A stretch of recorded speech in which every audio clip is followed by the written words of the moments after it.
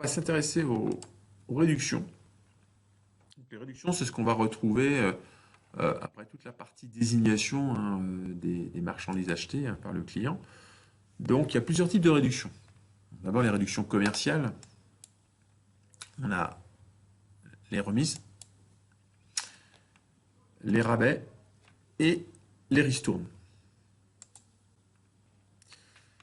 Lorsque on enlève au montant brut hors taxe, le montant brut hors taxe là, qui est ici, là, les remises, on obtient ce qu'on appelle le net commercial. Donc le net commercial hors taxe sera égal au montant brut hors taxe moins les réductions commerciales.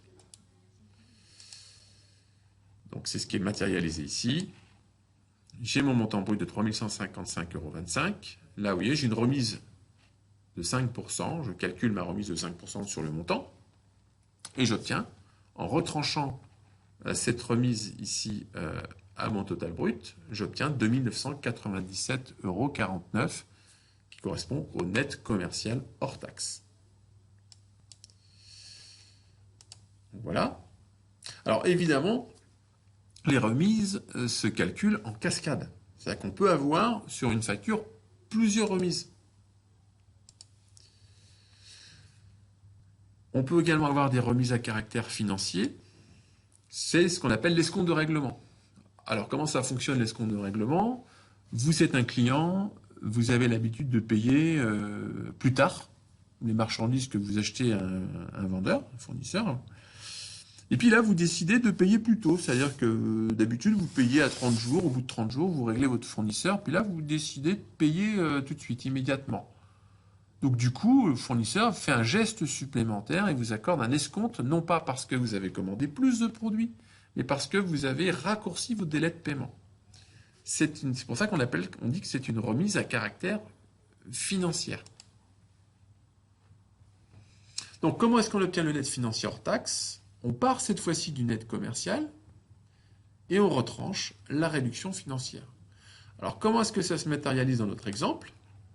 Donc on repart du net commercial qui est de 2 997,49 €. On retranche l'escompte de 1%, qui fait 29,97 €. Et on obtient cette fois-ci un net financier hors taxe de 2 967,51 €. Voilà pour l'escompte.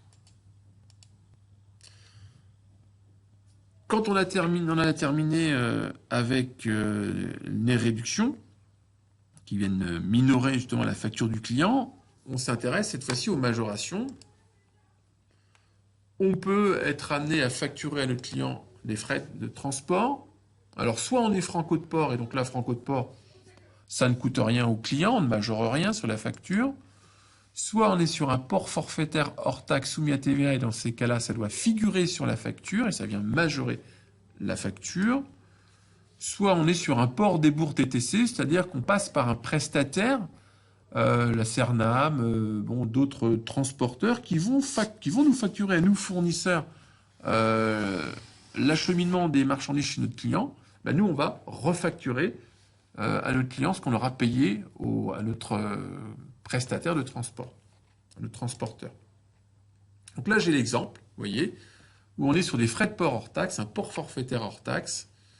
Et donc là, un port forfaitaire, c'est 250 €, quelle que soit la marchandise, les quantités livrées, on est sur un port forfaitaire de 250 €. Alors parfois, ou assez souvent même, il y a des fournisseurs qui vont vous dire, ben voilà, si vous voulez avoir la gratuité des frais de port, ben il faut commander tant, pour tant de marchandises. Donc, voilà, donc ça oblige pour inciter les clients à commander davantage. Suite à cela, on peut avoir également des emballages que l'on va facturer. Si l'emballage est vendu avec le produit, il est considéré comme étant perdu. Par contre, on peut très bien avoir des emballages qui se sont restitués par la suite. Ce sont des emballages qui sont consignés au client. Quand on a fait tout ça, eh bien on obtient le net hors taxe, c'est-à-dire qu'on repart du net financier, là, vous voyez, de 2 967,51 €. On rajoute le port forfaitaire hors taxe et on obtient le net hors taxe. c'est-à-dire 2 967,51 € dans notre exemple, plus les frais de port forfaitaires de 250 €, on les additionne, ça nous fait un net hors taxe de 3 217,51 €. Autre élément de majoration, enfin, au final, pour terminer notre facture, c'est le calcul de la TVA. Sachant qu'il y a différents types de TVA. Il y a le taux normal à 20%. On connaît aussi le taux intermédiaire de 10%. Et puis on a également le taux réduit qu'on trouve surtout dans l'alimentaire, 5,5%. Je ne parle pas des taux spécifiques, 2,1% qu'on va retrouver notamment concernant les produits, ce qui est médicaments. Ce qu'on appelle le taux spécial 2,1%. Alors, comment est-ce qu'on calcule le montant de la TVA? On reprend le montant net hors taxe, 3 217,51 € et on va multiplier par le taux de TVA. Si c'est 20%, ça sera 3 217,51 fois 20 divisé par 100 ou fois 0,2. C'est intéressant d'exprimer le taux de TVA en forme décimale. Ça permet d'éviter les erreurs. Alors, forme décimale, c'est quoi? Si vous appliquez un taux de 20%, c'est 0,2. On multiplie par 0,2. Si vous appliquez un taux intermédiaire, c'est 0,10. Si vous appliquez le taux réduit, ça sera 0,055. Là, en l'occurrence, il s'agit de produits alimentaires. Donc, on va appliquer une TVA de 5% dans notre exemple, 5,5%. 176,96 € que l'on va ajouter aux 3 217,51 €.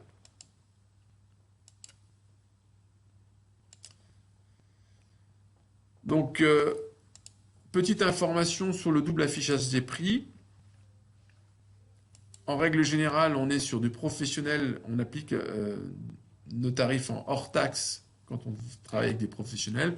Souvent, on a le double étiquetage. Pour les particuliers, les prix s'exprimeront évidemment TTC.